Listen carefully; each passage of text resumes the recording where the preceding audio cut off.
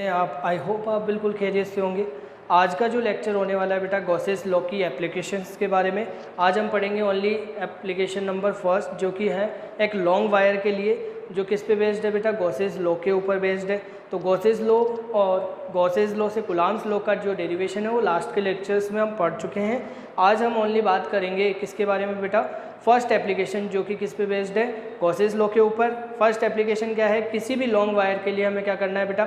Electric field पता करनी है किसी भी पॉइंट के ऊपर, मतलब उससे आर डिस्टेंस पे एक लॉन्ग वायर लूँगा मैं, उस लॉन्ग वायर से यानी उसके ऊपर चार्ज डिस्ट्रीब्यूटेड है यूनिफॉर्मली, और उसको मतलब उसके किसी एक पॉइंट से आर डिस्टेंस पे मुझे क्या करना है बेटा? इलेक्ट्रिक फील्ड पता करनी है। तो कैसे पता करेंगे? देखें, सबसे पहले आपने क्या किया, कंसीडर किया कि एक इनफाइनाइटली लॉन्ग स्ट्रेट वायर है, यूनिफॉर्मली लीनियर चार्ज डिस्ट्रीब्यूशन है उसके ऊपर, यानी चार्ज का जो डिस्ट्रीब्यूशन है वो इक्वली उसके ऊपर क्या है? डिस्ट्रीब्यूटेड है। तो कैसे सॉल्व करेंगे? देखें, सबसे पहले आपने लिया लॉन्ग वायर, ठीक है, लॉन्ग वायर ले लिया आपने। अब इससे यहाँ पे पॉइंट लिया, ओरिजिन पॉइंट, और दो आपने क्या ले लिए? एलिमेंट ले लिए। कितने डिस्टेंस पे बेटा? यहाँ से L डिस्टेंस पे। सबसे पहले आप क्या पता करेंगे? इसकी डायरेक्शन बाय सिमेट्री। कैसे पता करेंगे? बाय सिमेट्री हमने लिख भी रखा है यहाँ पे कि जो इलेक्ट्रिक फील्ड होगी, यानी जो भी इलेक्ट्रिक फील्ड होगी इस वायर के कारण, मतलब इस वायर के ऊपर कौन सा चार्ज है बेटा? पॉजिटिव चार्ज है, ठीक है, जिस पे एक पॉइंट लिया O पॉइंट। इस O पॉइंट से क्या करना है मुझे? R डिस्टेंस पे कोई पॉइंट लूँगा P, उस पर क्या करना है? हमें इलेक्ट्रिक फील्ड पता करनी है। तो मैंने क्या किया? इलेक्ट्रिक फील्ड पता करनी है, तो उस पॉइंट पे इलेक्ट्रिक फील्ड क्या होगी? E of the line charge is directed radially, यानी कैसी होगी? रेडियली, यानी जो भी इलेक्ट्रिक फील्ड होगी इस वायर के रेडियली होगी, यानी चारों तरफ। जैसे ये वायर है, इस वायर के चारों तरफ इस तरीके से रेडियली क्या होगी? इलेक्ट्रिक फील्ड होगी। एंड इट्स मैग्नीट्यूड, जो कि उसका मैग्नीट्यूड होगा, मैग्नीट्यूड इज सेम, और मैग्नीट्यूड हर पॉइंट पे क्या होगा? सेम होगा।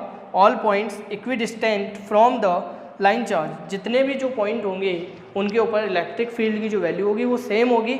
और कैसी रहेगी बेटा? सेम रहेगी, और इक्वल डिस्टेंस पे रहेगी हमेशा। क्लियर है ये चीज़?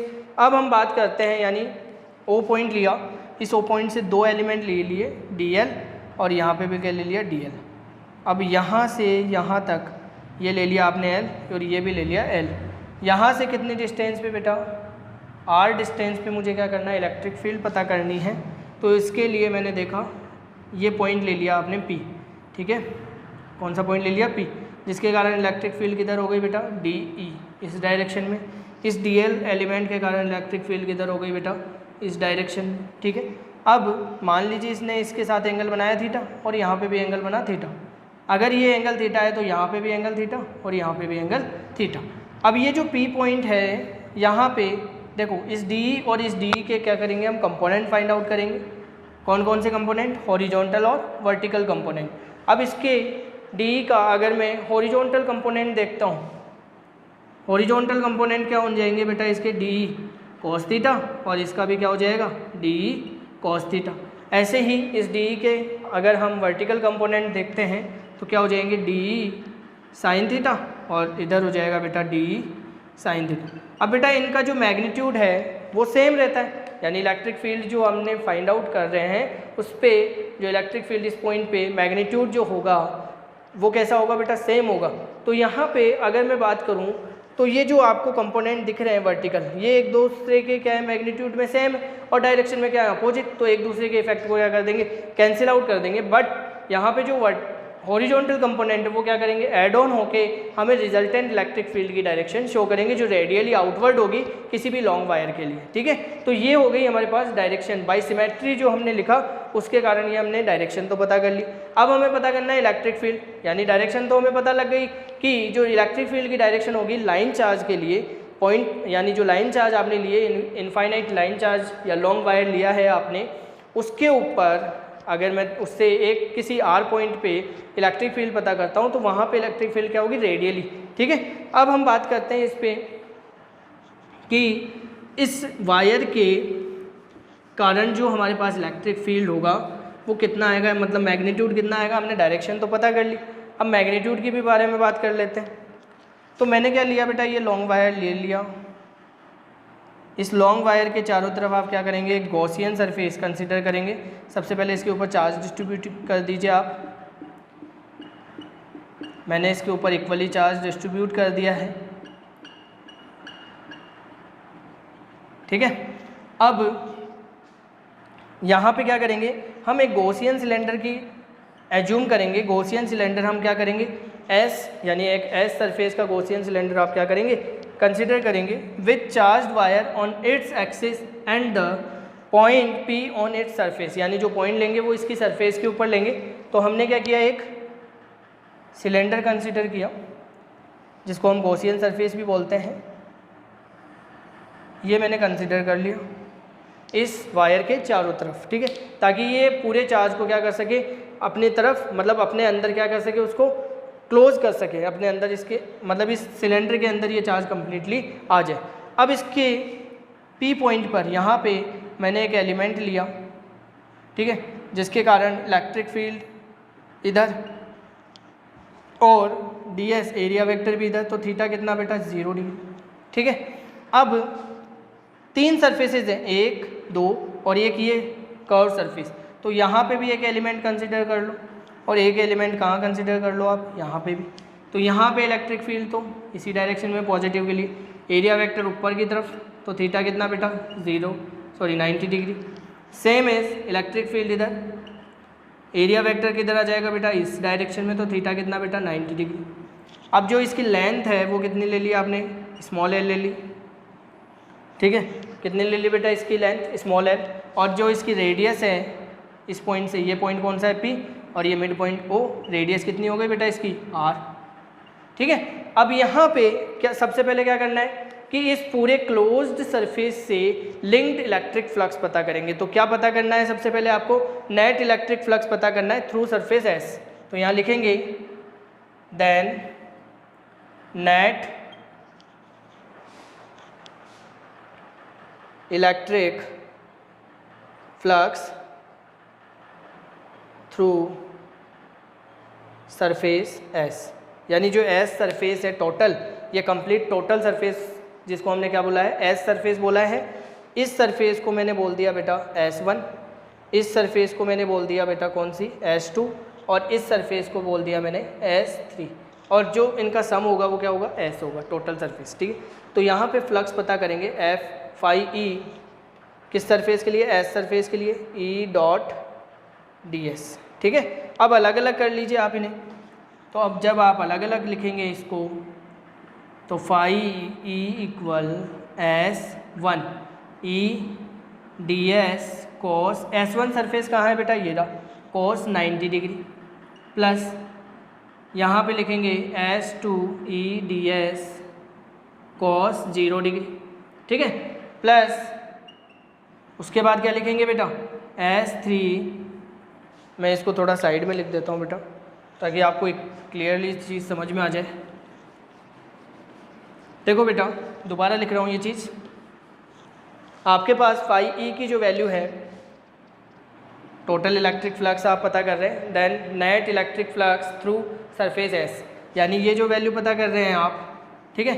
यहाँ से ये वैल्यू मैं कहाँ लिख रहा हूँ, यहाँ लिख रहा हूँ बेटा इस वैल्यू को, यहाँ पे देखो S1 E ds cos 90 degree plus S2 E ds cos 0 degree plus S3 E ds cos 90 degree, ठीक है। अब सबसे पहले देखो बेटा cos 90 की वैल्यू कितनी 0, इसकी वैल्यू बेटा 1, इसकी वैल्यू बेटा कितनी 0, तो आपके पास फाई E की जो वैल्यू है वो कितनी आ जाएगी 0 plus E S2 ds plus 0, ये वैल्यू आ गई।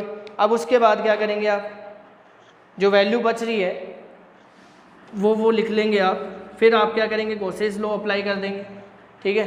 तो आपके पास क्या वैल्यू बच गई, phi E equal E ds S2। अब ये जो सरफेस है ये कौन सी है, कर्व सरफेस है किसी भी सिलेंडर की, तो यहाँ लिखेंगे curved surface area of cylinder. तो सिलेंडर का कर्व सरफेस एरिया क्या होता है 2 पाई R L, ठीक है, लेंथ आ गई आपके पास, यानी 2πr/h होता है, तो इसकी हाइट कितनी हो गई, l हो गई।